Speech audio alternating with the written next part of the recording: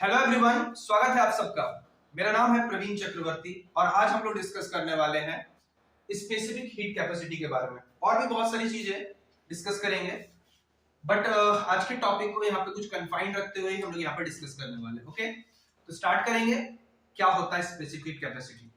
देखिए, ये जो टॉपिक है स्पेसिफिक हीट कैपेसिटी का मतलब होता क्या है? कोई भी एक सबस्टांस, ठीक है, कोई भी एक सबस्टांस है वो टी टेम्परेचर पे अभी है। ओके, कोई भी एक सब्सटेंस जो है वो अभी उसकी टेम्परेचर क्या है? T temperature. ओके, और इसमें हमने डेल्टी टेम्परेचर को बढ़ाना चाहा या घटाना चाहा, डेल्टी टेम्परेचर चेंज करना चाहा, तो डेल्टी टेम्परेचर को चेंज करने के लिए हमें इसमें del Q amount of heat की क्या करनी पड़ी? सप्लाई देनी पड़ी। ओके, अगर कोई सबस्टांस है, ठीक है, it may be solid, it may be liquid और it may be gas. Okay, अगर कोई सबस्टांस में टी टेम्परेचर को चेंज करने के लिए, प्रेजेंट टेम्परेचर क्या है? टी, अगर उसके टेम्परेचर में, ध्यान सुनिएगा, डेल टी मतलब होगा क्या? चेंज इन टेम्परेचर, और यहां पर क्या होगा? एक तरीके से हम इसे कह सकते हैं हीट सप्लाई। तो हीट सप्लाई करने के लिए, डेल क्यू हीट प्रोवाइड करने के लिए जिस टेम्परेचर को बदलाव करते हैं, del Q by del T के रेशियो को ही हम लोग कहते हैं, क्या कहते हैं हम इसे? हीट कैपेसिटी के नाम से जानते हैं। इसे हम कहते हैं हीट कैपेसिटी। ओके, ये एग्जैक्टली में है हीट कैपेसिटी, यानी किसी भी एक पर्टिकुलर चेंज करने पे टेम्परेचर, अभी कुछ टेम्परेचर है, उसके पास अपनी कुछ कैपेसिटी थी, लेकिन उसमें आपने डेल्टी बढ़ाना चाहा, उस बढ़ाने के दौरान उसमें कितनी हीट को रखने की एबिलिटी है, that is known as heat capacity. Okay, heat capacity की डेफिनेशन क्या है? Del Q by del T. अगर हम इसकी इस यूनिट की बात करते हैं तो वो जूल पर केल्विन भी लिखा जा सकता है और जूल पर डिग्री सेल्सियस के टर्म में भी लिखा जा सकता है। ओके, इसको कहते हैं हीट कैपेसिटी। बट एक टर्म और है कि हीट कैपेसिटी जो होता है, ध्यान सुनिएगा, वो सबस्टांस के अमाउंट पे भी डिपेंड करता है। और सपोज कीजिए इस सबस्टांस का जो मास है वो हमने m दिया हुआ है, ठीक है, m दिया हुआ है। तो अगर हम इसी हीट कैपेसिटी को del Q by del T into M से डिवाइड कर देते हैं, किससे डिवाइड करते हैं? m से, तो इसे हम लोग कहते हैं स्पेसिफिक हीट कैपेसिटी। क्या कहते हैं हम इसे? स्पेसिफिक हीट कैपेसिटी के नाम से जानते हैं। स्पेसिफिक हीट कैपेसिटी का मतलब होता है किसी भी 1 ग्राम सबस्टांस के, ध्यान से सुन सकते हैं, 1 ग्राम या 1 किलोग्राम सबस्टांस में 1 डिग्री सेल्सियस का इंक्रीमेंट लाने के लिए जो हीट को सप्लाई करते हैं उसे हम कहते हैं स्पेसिफिक हीट कैपेसिटी। ओके, कोई भी सबस्टांस है वो हो सकता है 10 केजी का भी हो, लेकिन उसके 1 ग्राम में 1 डिग्री सेल्सियस या 1 केल्विन का चेंज लाने का, केल्विन स्केल की बात करते हैं, तो उसमें जितना हीट सप्लाई करते हैं that is known as specific heat capacity, और इसे हम लोग स्मॉल एस लेटर से डिनोट करते हैं। और इसीलिए इसका जो एसआई यूनिट की जो हम प्रिफर करते हैं, एसआई यूनिट आप लिख सकते हैं जूल, ओके, आप पर केजी, पर केल्विन, या फिर अदर यूनिट कोई कोई कैलोरी में भी प्रिफर करेंगे, कैलोरी पर केजी या पर डिग्री सेल्सियस, आप जो भी लिखिए, लेकिन उसके जो कॉरस्पॉन्डिंग यूनिट्स है उसी में ही ये चीज लिखा जाता है। ओके, क्लियर है? तो ये होता है स्पेसिफिक हीट कैपेसिटी के बारे में बात कर रहे थे। एक टर्म और आता है जिसका नाम है मोलर हीट कैपेसिटी, ठीक है, जिसे हम कैपिटल सी से डिनोट करते हैं। और इसका क्या होता है? ये बिल्कुल सेम होता है, बट वहां पर चूंकि मोलर है तो इसका मतलब यहां पे n से, n stands for number of mole of that substance. Okay, यानी 1 मोल के सबस्टांस में 1 डिग्री सेल्सियस या 1 केल्विन में कितना इंक्रीमेंट करना चाहते हैं, हीट सप्लाई देना चाहते हैं, उसी को हम लोग कहते हैं मोलर हीट कैपेसिटी। यानी कह सकते हैं del Q by N into del T is called molar heat capacity. Okay, और इसे हम लोग कैपिटल सी से डिनोट कर रहे हैं, और इसके लिए जो यूनिट होंगे वो होगा जूल पर मोल पर केल्विन लिख सकते हैं, या जूल पर मोल पर डिग्री सेल्सियस भी लिख सकते हैं। ओके, ये होती है इसके यूनिट। ओके, एक होता है हीट कैपेसिटी, एक होता है स्पेसिफिक हीट कैपेसिटी। और एक होता है मोलर हीट कैपेसिटी, यानी एक को स्मॉल एस से, एक को कैपिटल सी से, और यूनिट्स में सिर्फ अंतर है, और एक को सिर्फ जब हम हीट कैपेसिटी की बात करते हैं तो वो होता है 1 डिग्री सेल्सियस में जो भी हीट हम उसको सप्लाई देते हैं उसी को कहते हैं हम लोग हीट कैपेसिटी के नाम से जानते हैं। आई होप कि इन तीनों में आपको अंतर समझ में आ गया होगा। ओके, चलिए आगे बढ़ सकते हैं। तो चलिए आगे बढ़ते हैं, ठीक है। तो यहां से हमको ये समझ में आया है कि हीट कैपेसिटी होती है। ओके, तो यहाँ पे और भी बातों का ध्यान रख सकते हैं कि एक होता है एस, एक सी, ये स्मॉल एस है, ठीक है, याद रखिएगा ये स्मॉल एस है। तो इसे किससे डिनोट करेंगे? कैपिटल एस से। ओके, एक कैपिटल एस है, ध्यान समझिएगा, एक हीट कैपेसिटी है, एक है स्पेसिफिक हीट कैपेसिटी, और एक क्या है? Molar heat capacity. इन तीनों को आपको ध्यान में रख के चलना है। ओके, ये जो है अमाउंट ऑफ सब्सटेंस पे डिपेंड करता है, याद रखिएगा, क्योंकि इसमें मास का कोई टर्म नहीं, इसलिए अमाउंट पे भी डिपेंड करता है heat capacity. But specific heat capacity amount of substance से फ्री होता है, क्योंकि उसमें मास का टर्म हमने ऑलरेडी डिवाइड कर दिया है, और ये नंबर ऑफ मोल्स से क्या होता है? फ्री होता है। क्लियर है? क्लियर है? तो एक है स्पेसिफिक हीट कैपेसिटी और एक क्या है? Molar heat capacity. ओके, अब हम बात करते हैं कि इसको किस तरीके से यूज किया जा सकता है। देखिए ध्यान समझिएगा, हर सब्सटेंस की अपनी एक हीट कैपेसिटी होती है। ओके, जो उस सब्सटेंस के, याद रखिएगा, उसके नेचर पे डिपेंड करती है। किस पे डिपेंड करती है? उस सब्सटेंस के नेचर पे डिपेंड करती है। ठीक है, सपोज कीजिए आप इसको इस तरीके से ले सकते हैं। मैं अगर बात करता हूं कि हम सब पढ़ते तो सबको ही है, जैसे कि अगर मान के चलिए कि आप मेरा लेक्चर देख रहे हो या किसी का भी लेक्चर देखते या सुनते होंगे अपने क्लास में, अपने कॉलेज में, अपने लेक्चरर या प्रोफेसर में, तो क्लास में टीचर दे तो रहा है सबको, सब कुछ इक्वली प्रोवाइड कर रहा है, लेकिन जो उसकी लेने की एबिलिटी है क्लास को किस तरीके से कितने को लो, वो उसके नेचर पे डिपेंड करता है। ओके, यानी कह सकते हैं कि ये जो हीट कैपेसिटी है उस सब्सटेंस के नेचर पे डिपेंड करता है।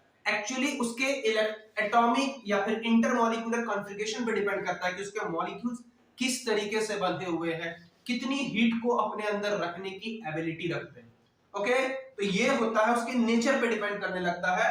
तो इसी को हम लोग कहते हैं हीट कैपेसिटी, और हीट कैपेसिटी टोटल डिपेंड करता है उसके नेचर पे।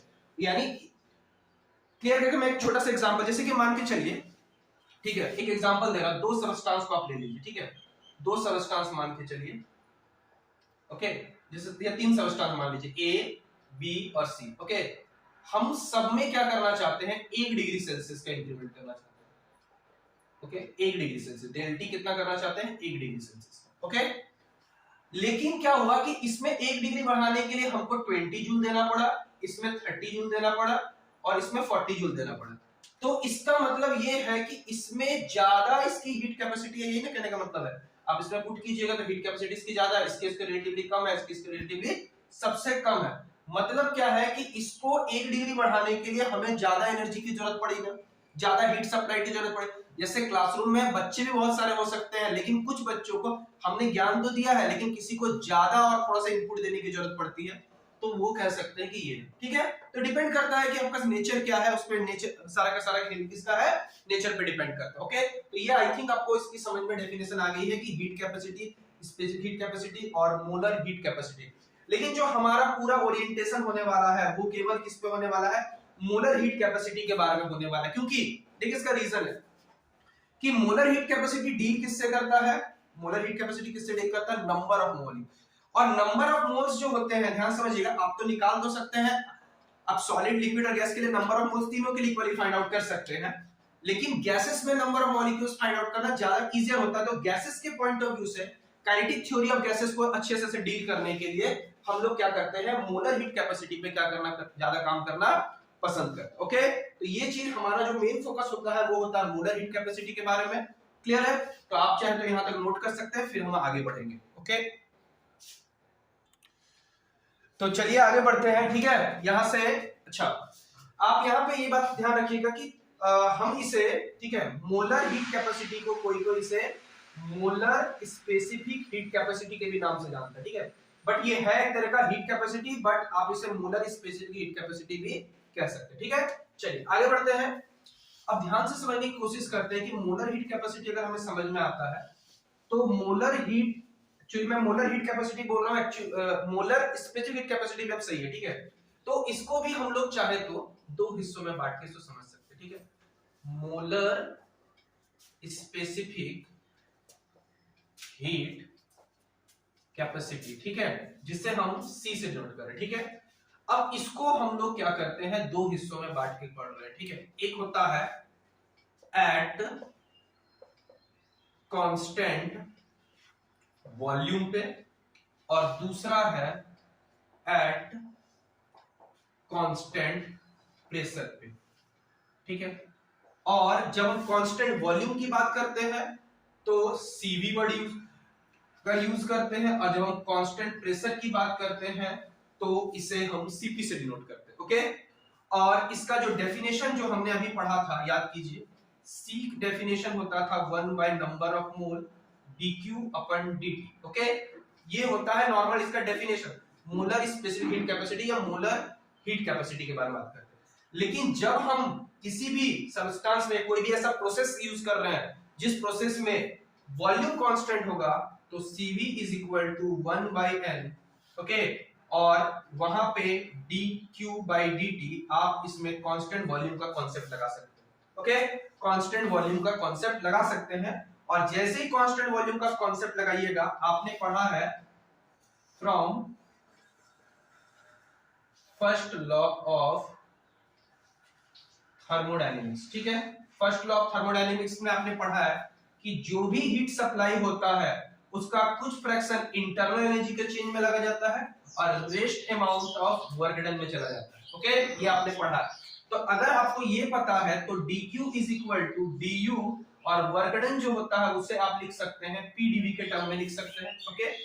तो अब मुझे बात बताइए कि अगर हम dQ को यहाँ पे पुट करते हैं या इसको डिफरेंशिएट करते हैं, और सिस्टम में अगर हम आइसो से वॉल्यूम कांस्टेंट है, तो आपको पता होना चाहिए कि हम जब वॉल्यूम कांस्टेंट है तो उसे हम आइसोकोरिक प्रोसेस के नाम से जानते हैं। कौन सा प्रोसेस कहते हैं हम उसे? वॉल्यूम कांस्टेंट मतलब क्या है? आइसोकोरिक प्रोसेस के नाम से जानते हैं। और आइसोकोरिक प्रोसेस है तो वॉल्यूम कांस्टेंट है, तो dV इज इक्वल टू आपका क्या हो जाएगा? 0। तो dV 0 हो जाएगा।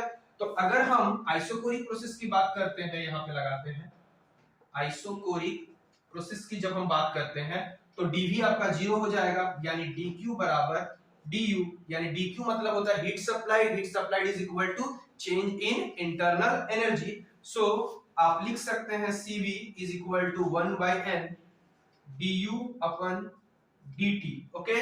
ये हो गया आपका, क्लियर है। और अगर आपको बाय डिफॉल्ट कुछ नहीं गिवन है तो आप एज्यूम कर सकते हैं कि वहां नंबर ऑफ मोल्स कितने होंगे? 1 होंगे, तो n को आप 1 एज्यूम कर सकते हैं, क्लियर है। तो ये होता है CV का डेफिनेशन, ठीक है। एक कांस्टेंट वॉल्यूम पे जब हम काम करते हैं कि वॉल्यूम को कांस्टेंट रखते हुए जो हीट सप्लाई देते हैं बेसिकली गैसेस के लिए, तो आप उसे CV से डिनोट करते हैं, ठीक है। और उसी तरीके से अगर हम सिमिलरली दूसरे टर्म को डिफाइन करते हैं, इसको हम CP कह रहे हैं, यानी कांस्टेंट प्रेशर की जब हम बात करते हैं, ओके। तो कांस्टेंट प्रेशर में जब हम बात करेंगे तो वहां पे आपका हो जाएगा CP is equal to 1 by n dQ upon dt, but at constant pressure की हम लोग बात करेंगे। किसकी बात करेंगे? कांस्टेंट प्रेशर की बात करेंगे, क्लियर है। तो ये होगा रिलेशन, ओके। अब इन दोनों में CP और CV का रिलेशन है क्या? ध्यान समझिए, ये भी एक इंपॉर्टेंट बात है कि CP और CV में एक रिलेशन है कि CP, यहां से अगर मैं जो मेरे जो अभी नए ऑडियंस हो गए, मेरे पुराने लेक्चर्स पढ़े हुए होंगे, तो वहां पे मैंने वैन डर वाल इक्वेशन के लिए CP और CV में आपको मास्टर डिग्री के रिलेशंस बताए और मैक्सवेल थर्मोडायनेमिक्स इक्वेशन से बताए हुए, ठीक है। थर्मोडायनेमिक्स पोटेंशियल से इक्वेशन से बताए हुए, तो वहां पे हम नहीं जाएंगे। बट फिलहाल है कि अभी हम सीधा सीधी ये कह सकते हैं इन दोनों में एक रिलेशन होता है, मैं यहां लिख देता हूं, ठीक है, इसको शॉर्ट, कि relation between CP and CV जो होता है वो CP minus CV is equal to R, लेकिन वो किसके लिए होता है? याद रखिएगा, it's only state hold for ideal gas, okay.